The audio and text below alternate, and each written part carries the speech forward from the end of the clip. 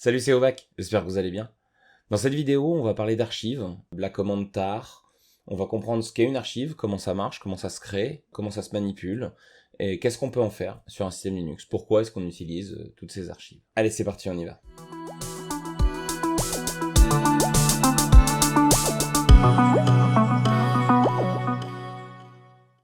Une archive, qu'est-ce que c'est? Alors, à la base, une archive sous Linux, c'était principalement utilisé pour transformer un dossier ou une multitude de fichiers en un seul gros fichier qu'on allait ensuite écrire sur ce qu'on appelle une bande de sauvegarde. Donc une library tape en anglais. Ce sont des méthodes de sauvegarde qu'on utilise encore relativement peu aujourd'hui, qui existent toujours mais qu'on utilise assez peu, et où on va stocker la sauvegarde sur des bandes magnétiques. Et donc on va aller écrire ce fichier qu'on a archivé, ce bloc de fichiers, pour n'avoir qu'un seul fichier à sauvegarder. Et pourquoi est-ce qu'on va avoir besoin de faire une archive pour aller écrire sur une bande magnétique? Eh bien tout simplement parce que chaque opération d'écriture, lorsqu'on doit écrire 1000 fichiers, eh bien on doit faire 1000 opérations d'écriture. Alors que quand on doit écrire un gros fichier, on va faire une grosse opération qui prendra plus de temps, mais qui nécessitera pas de replacer la bande magnétique et de refermer chaque fichier individuellement. Donc l'archivage à la base permet de transformer plein de fichiers en un seul fichier pour qu'on puisse le sauvegarder plus facilement. Alors, de nos jours, la sauvegarde sur bande magnétique se fait moins, mais lorsqu'elle se fait, on utilise toujours ce genre de méthode. On essaye d'écrire le moins de fichiers possible. C'est pas le volume des fichiers qui importe, mais vraiment le nombre, puisque c'est l'opération d'ouverture et de fermeture de l'écriture sur la bande magnétique qui prend du temps. La plupart des logiciels de sauvegarde créent d'ailleurs un fichier unique lors d'une sauvegarde, et même si ces fichiers uniques contiennent des dizaines, voire des milliers de fichiers, eh bien on n'a toujours qu'un seul fichier à aller chercher en cas de restauration nécessaire. En plus de tout ça, est apparue au fur et à mesure des années la notion de compression, qui permet, en jouant sur différents algorithmes, de compresser les données qui sont dans cette archive, afin de n'avoir à sauvegarder qu'un fichier plus petit en taille. Vous imaginez bien que si on a 1000 fichiers qui font 1 méga, ça nous fait grosso modo 1 giga. Si en les compressant, on arrive à sauvegarder la moitié de la taille, eh bien, sur 1000 mégas, on sauvegardera 2 archives au lieu d'une. Et sur des bandes magnétiques qui ont une taille limitée, on va essayer de maximiser le nombre de sauvegardes qu'on peut stocker sur chacune d'entre elles. Vous avez peut-être déjà rencontré ce genre de fichier en manipulant un Mac ou un PC sous Windows, par exemple avec des fichiers zip qui vont contenir eux-mêmes plusieurs sous-fichiers que vous allez devoir décompresser afin de pouvoir les utiliser. Cela permet de ne transmettre qu'un seul fichier ou de ne proposer qu'un seul fichier à télécharger sur un site internet par exemple. Sous Linux, ces opérations de manipulation des archives vont se faire avec la commande tar. Tar qui veut dire initialement tape archive, donc sauvegarde sur bande. Évidemment, l'usage primaire a été modifié aujourd'hui, on utilise tar pour créer des archives même si leur but final n'est pas d'être stocké sur des bandes magnétiques. Et on va pouvoir manipuler des fichiers grâce à cette commande. On va donc aller voir à quoi cette commande ressemble et comment est-ce qu'on fait pour l'utiliser.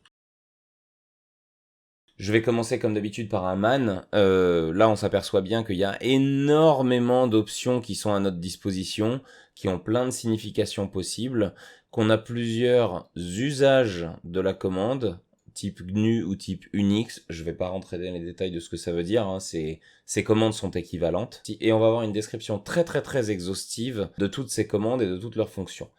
Évidemment, pour que cette vidéo ne dure pas 5 heures, je vais en choisir les principales, celles qu'on retrouve lorsqu'on va faire un tar -help, qu'on a au début ici avec les exemples qui vont nous être donnés. On va se concentrer principalement sur celle-là, et après on va parler de la compression dans un deuxième temps. Donc la syntaxe de tar se décompose de la manière suivante. On a tout d'abord la commande tar, ensuite on a les différentes options qu'on va avoir à notre disposition, qui comprennent l'opération qu'on va vouloir faire. Et enfin, on va avoir le fichier d'archive qu'on veut manipuler, qui existe ou qui n'existe pas encore. Si on veut le créer, c'est le nom qu'on va lui donner. Et enfin, les fichiers qu'on veut manipuler dans cette archive, si on veut en ajouter. Je suis dans un répertoire où j'ai créé des fichiers de tailles différentes pour le bien de l'opération. Je vous mettrai dans la description la liste des commandes à taper si vous voulez essayer de manipuler des fichiers et voir un peu les tailles qui varient en fonction des compressions, etc. Je vous mettrai tout ça dans la description. Je vous mettrai toute une série de commandes pour générer ces fichiers. Cette archive, on va donc la créer avec la commande tar.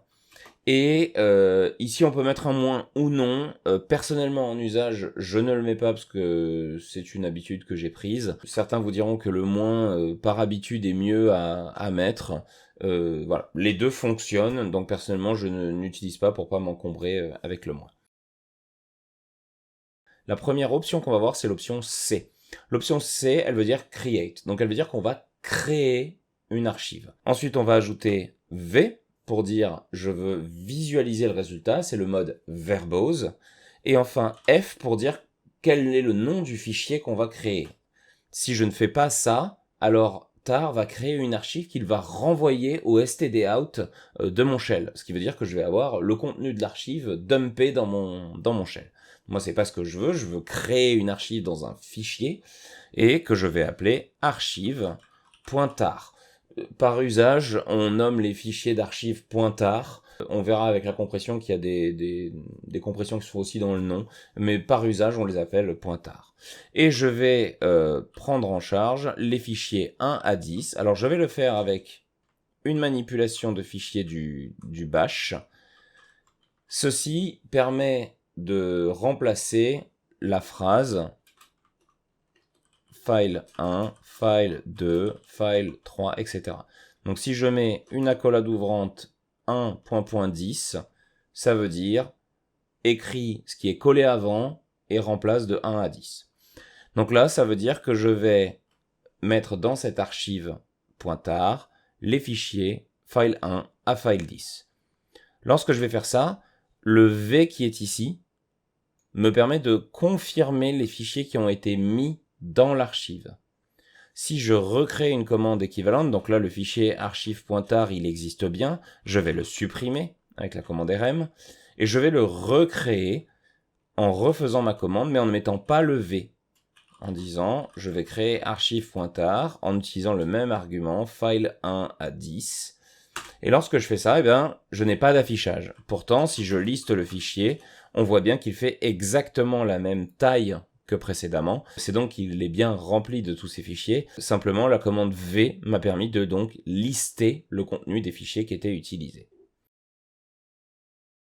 La deuxième commande qu'on va voir pour manipuler nos archives, ça va être l'option R, pour l'option append.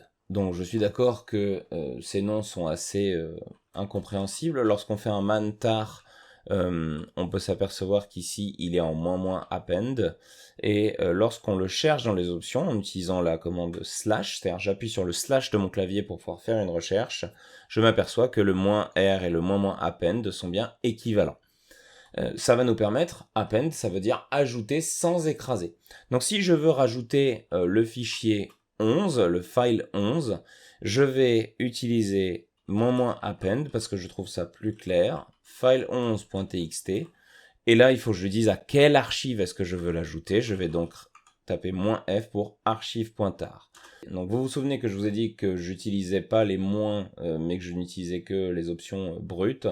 Quand on a plusieurs arguments comme ça, je préfère rajouter le moins qui me permet de bien être sûr que je suis en train d'utiliser l'option -f. Et ici, ça va me permettre de renchérir sur une nouvelle option qui va être l'option -t.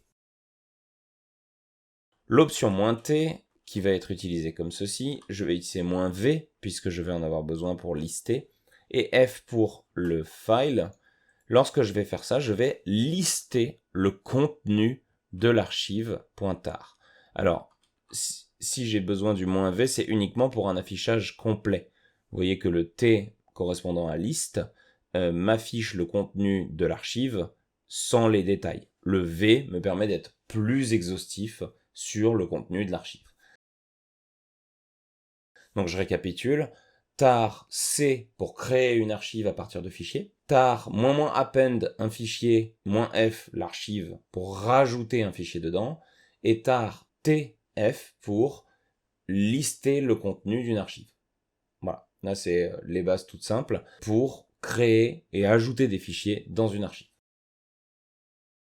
Si je veux maintenant supprimer un fichier d'une archive, imaginons que je veuille retirer le file 8 parce que je n'ai pas considéré que ce fichier n'avait pas à être dans cette archive, je vais, de la même manière que j'ai fait un -- append, faire un tar -- delete de file8.txt dans archive.tar, dans -f archive.tar. Et cette commande, lorsque je vais relister le contenu de mon archive, on voit bien que le file 8 a disparu de l'archive, ce qui m'indique que le résultat de la commande a fonctionné. Imaginons maintenant que je veuille supprimer un fichier de mon archive, parce que je me rends compte que j'ai pas mis la bonne version, ou que je veux mettre à jour le fichier et le mettre à jour dans l'archive. Ici, mon file 1, on voit qu'il fait 10 000 octets, donc 10 kilooctets. Je vais aller le modifier en utilisant la commande vim, et je vais remplacer cette ligne par ceci est une ligne de test, hop, présente ici. Pour mettre à jour mon archive avec cette version du fichier, je vais faire un tar -update ou -u, le nom du fichier que je veux mettre à jour en prenant sa nouvelle version, et -f pour signaler dans quelle archive est-ce que je veux le faire, archive.tar. Ici, si je fais maintenant un tar tvf archive.tar, on va s'apercevoir d'un phénomène qui est que j'ai toujours cette entrée qui est ici, mais j'ai une nouvelle entrée qui s'est rajoutée à la fin qui s'appelle file1.txt avec cette version-là. Et ce qui va se passer lorsque je vais extraire mon archive, il va extraire cette version du fichier, puis celle-là par-dessus.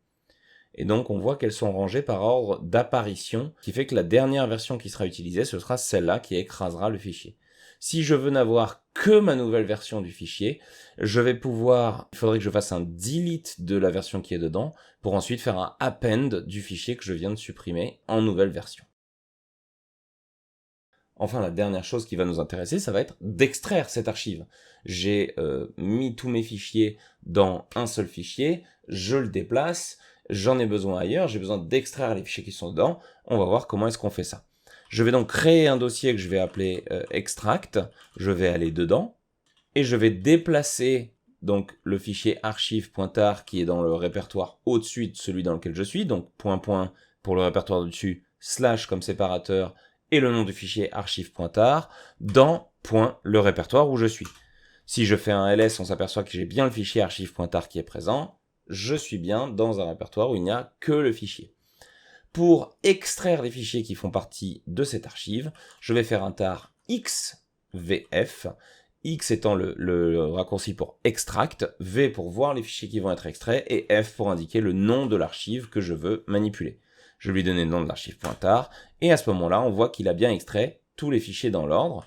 Et si je fais un ls, on s'aperçoit que ce que j'ai expliqué sur l'extraction du fichier 1 est bien respecté, c'est-à-dire qu'on a bien deux fois le file 1.txt ici, mais que seule la dernière version a été gardée, c'est-à-dire celle qui contient la ligne que j'ai écrite moi, et non plus la ligne aléatoire de 10 kilooctets qui était présente. Voilà, on a donc fini de parler de la manipulation des archives, on va pouvoir parler de compression. La compression, à quoi ça sert? Si on regarde ici la taille du fichier qui a été créé pour l'archive, on voit qu'elle fait 480 kg. La commande du est une commande qui me permet de lister la taille des fichiers. On voit ici que mon fichier archive il fait 472 kilooctets et si je fais la somme des fichiers qui ont été utilisés pour cet exemple, j'ai fait une petite commande qui permet d'avoir cette somme, on est grosso modo à 460 kg. On voit donc que le fichier d'archive est au moins aussi gros que la somme des fichiers qu'il contient, qui fait qu'il ne permet pas de gagner du volume, il permet simplement de gagner du temps d'écriture et du temps de manipulation. Or, quand on va transférer ce fichier, que ce soit pour de la sauvegarde ou pour du transfert vers d'autres gens, moins le fichier est volumineux, plus on économise de bande passante, et mieux c'est pour tout le monde. Ça prend moins de temps à télécharger, ça prend moins de temps à transférer, ça prend moins de temps à générer. La seule chose que ça va consommer en plus, c'est du temps sur le processeur lorsque l'archive est créée pour qu'elle soit compressée en même temps. Alors on peut compresser une archive déjà existante avec une commande qui s'appelle gzip. Il faut que le processus gzip soit bien installé sur la machine. Donc je vais commencer par installer les algorithmes de compression gzip et bzip2. On va parler des deux très rapidement. Je vous mets la commande pour installer les logiciels au cas où ils ne le soient pas sur un CentOS. Vous pourrez chercher installer gzip et bzip2 sur Debian si vous êtes sur Debian. Ça devrait fonctionner sans problème. Donc si je veux compresser une archive existante, je peux utiliser le logiciel de compression de mon choix sur l'archive. On va voir après qu'il existe une option dans la commande tar qui permet de lui demander de compresser l'archive à la volée au moment de sa création. Donc la commande pour compresser un fichier ou une archive, c'est la commande gzip. La commande gzip permet simplement, lorsqu'on lui donne un nom de fichier, de compresser ce fichier dans un nouveau fichier qui va porter le même nom avec .gz à la fin. Et là, on s'aperçoit, lorsque je fais un DU sur le fichier, qu'on a gagné presque 120, 125 kilooctets, ce qui représente pratiquement 25% de la taille du fichier, ce qui est quand même assez énorme. Là, on parle de quelques kilooctets, mais sur des fichiers qui vont faire plusieurs centaines de kilooctets, plusieurs mégas, plusieurs gigas à eux seuls, si on arrive à gagner 20 à 25% de la taille par fichier, c'est un gain qui est considérable à l'échelle d'une sauvegarde dans une entreprise ou même pour un particulier. Si on parle de plusieurs centaines de gigas à sauvegarder et qu'en réalité on arrive à réduire ça à quelques gigas, ça fait économiser énormément de place. Si je veux décompresser un fichier qui a été compressé avec gzip, je vais simplement utiliser la commande gunzip pour lui donner l'argument du nom du fichier à décompresser, et à ce moment-là, on s'aperçoit que l'archive est revenue à son format initial, elle a perdu son extension .gz, et elle a repris la taille précédente pré-compression. Maintenant, on va voir comment est-ce qu'on crée cette archive compressée directement. Lorsque je suis sur ma liste de fichiers ici, je vais supprimer le fichier d'archive. On vérifie qu'il est bien supprimé et je vais recréer une nouvelle archive, donc avec la commande C pour compresser, V pour le verbose, et je vais rajouter l'extension Z pour dire que je veux gzipper. Et F toujours pour indiquer le nom du fichier. Alors cette fois-ci, comme je crée une archive gzip, je ne vais pas lui donner le nom .tar puisque il ne s'agira pas d'un fichier d'archive simple. Je vais l'appeler archive.tgz ou .tar.gz. Les deux sont valides puisqu'il s'agit d'un tar qu'on gzip. Un tar.gz ou un tgz sont des fichiers qui sont complètement équivalents. Ici, je vais garder tar.gz et je vais dire file étoile pour dire tous les fichiers qui s'appellent file quelque chose. Ici, on voit bien que tous mes fichiers de 1 à 10 ont été pris. Et lorsque je refais mon ls, on voit que j'ai directement un fichier qui fait la taille compressée qu'on a vu tout à l'heure, qu'on avait compressé l'archive. On a un fichier avec une taille similaire. Alors ici, comme le fichier 1 a été écrasé et que je l'ai recompilé, il est forcément plus petit, puisque l'archive que je viens de créer ne contient plus la première version du fichier 1. La différence de taille vient de là. Et on voit que j'ai pu créer un fichier archive.tar.gz directement avec la commande tar intégrée à mon fichier. Et de la même manière que pour la compression, on a rajouté un Z, pour l'extraction, on va faire exactement la même chose. Donc si je supprime tous les fichiers qui s'appellent file, je n'ai plus que mon fichier archive qui est présent. Si je fais un tar, X pour extract, V pour avoir tous les fichiers, Z pour dire gzip et F de archive.tar.gz, on s'aperçoit que l'extraction se passe directement et que je n'ai pas besoin d'aller d'abord enlever l'option gzip ou d'abord décompresser l'archive pour ensuite décompiler l'archive. Je peux manipuler la compression directement dans la commande tar. Pour l'anecdote, il existe un autre algorithme de compression qui est utilisé par tar, qui est l'algorithme bzip2. Alors, je ne vais pas faire un cours sur les algorithmes de compression puisque je ne les maîtrise pas suffisamment pour ça. Sachez simplement que les deux existent. La lettre utilisée par la commande tar pour demander un algorithme de compression bzip2, c'est la lettre J. Et donc, de la même façon qu'on a fait ça, tar c v ZF tout à l'heure, je vais faire JF, et je vais dire que cette fois-ci, je vais l'appeler archive bz2.tar.bz pour le nom, et je vais donner les noms des fichiers étoiles, et on s'aperçoit ici que j'ai bien une archive bzip2 et une archive gzip qui ont été créées avec des formats de compression différents. Pour information, la commande file me permet de connaître le type d'un fichier que je vais interroger. Et ici, lorsque je fais un file de archive.tar.gz, on voit bien que on est dans un fichier compressé en gzip, et sur le .bz, on voit qu'on est sur un fichier compressé en bzip2. Comme je vous l'avais déjà dit sur un cours précédent, l'extension de fichier n'a pas d'importance sur Linux, c'est vraiment l'entête du fichier qui va lui donner le type de fichier qui est concerné. Donc il ne s'agit pas simplement de l'extension dans ce cas-là, c'est bien le contenu du fichier qui est zippé comme il le faut. Pour dézipper un fichier bzip2, je vais simplement utiliser la commande tar xjvf, donc X pour extract, J pour bzip2, V pour voir les noms des fichiers et F pour file. En utilisant ce nom, alors là en l'occurrence les fichiers existaient déjà, donc je les ai simplement écrasés. Si je les supprime pour vérifier si mon extraction se passe bien, si je refais mon ls, je n'ai bien que des fichiers archives. Et si je fais un tar xjvf, j'ai bien extrait tous les fichiers texte qui étaient présents dans l'archive bzip2 que j'avais donc bien compressé.